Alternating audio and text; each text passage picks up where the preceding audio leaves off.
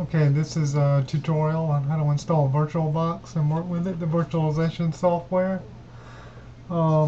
Just to get it, you can go and Google VirtualBox and go get the installer. I've got it sitting on my desktop right now. As you can see, I've already got it installed, but it's time for me to do an update. So I'm going to go ahead and walk you through the install process.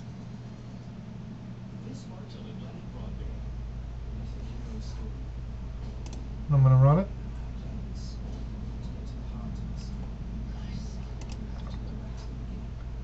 Simple installer.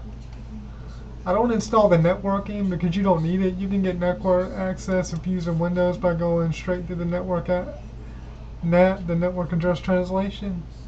But I do the Python support just in case I want to do any coding. It's not hugely necessary. USB support if you want your virtual to have access to your USB drives, things like that.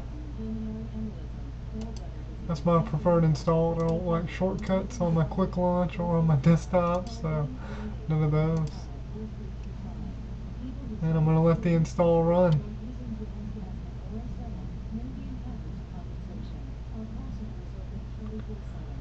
And I'm going to pick this video back up right when the install finishes.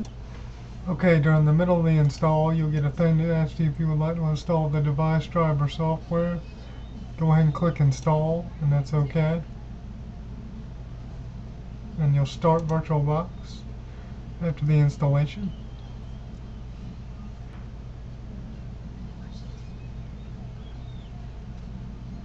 And I've already got 2 virtuals, and I'm going to walk you through creating another. So click new, create a new one, give it a name. I'm going to do Linux on this one, so Linux Ubuntu. Half a gig of RAM is a good number for Linux. Create a new hard disk.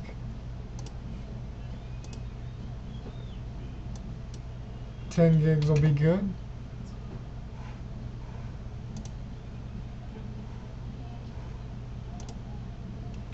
And finish creating it.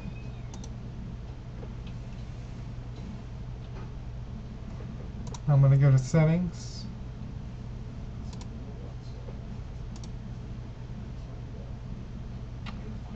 That's fine.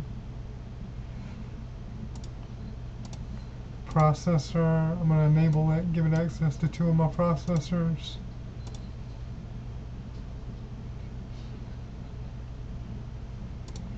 And enable IOA pick so I can have access to both of them.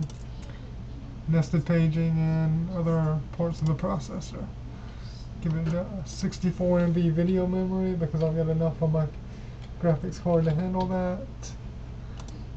Give it 2D and 3D video acceleration. Actually not 2D because that's not supported for Linux. Sorry about that. And I'm going to assign an ISO to it, and it'll be the Ubuntu ISO I was sitting on my desktop. I'm going to select it. Make sure it's got access to audio, network straight through the net.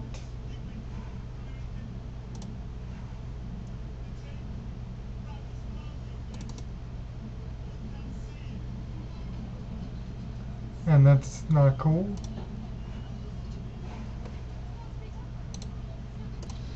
Okay, the problem was it didn't like having access to both my processors, so I'll show you where I took that off. Just give it access to one processor. It seemed to do a lot better with that. So now I'm going to power it up. And you see it starting. Booting from the Ubuntu disk. And I'm going to pick this back up after I do the Ubuntu install. Okay, Ubuntu is now installed, and you can see it there. Now to install the guest editions for VirtualBox, it gives you that mouse pointer integration, stuff like that where you can move your mouse in and out. You go to Devices, Install Guest Editions, and it'll mount the CD-ROM, which you can see right there. So after that, you click inside the virtual.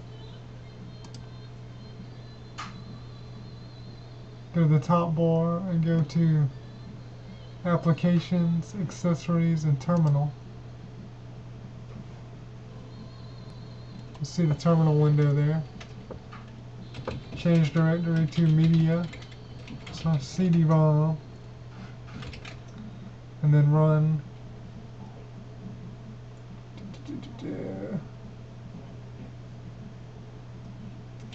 /VBox Linux Editions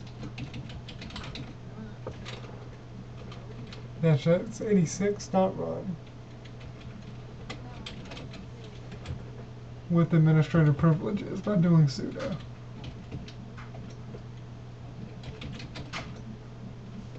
And now it's installing them.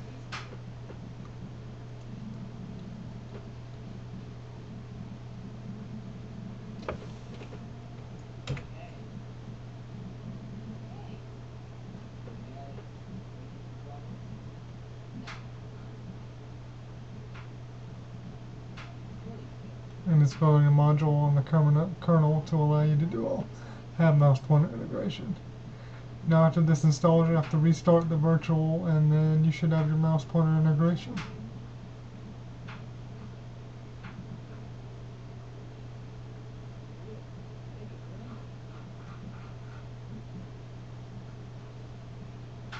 And I'm not going to let this finish in this video, but I will show you it does work.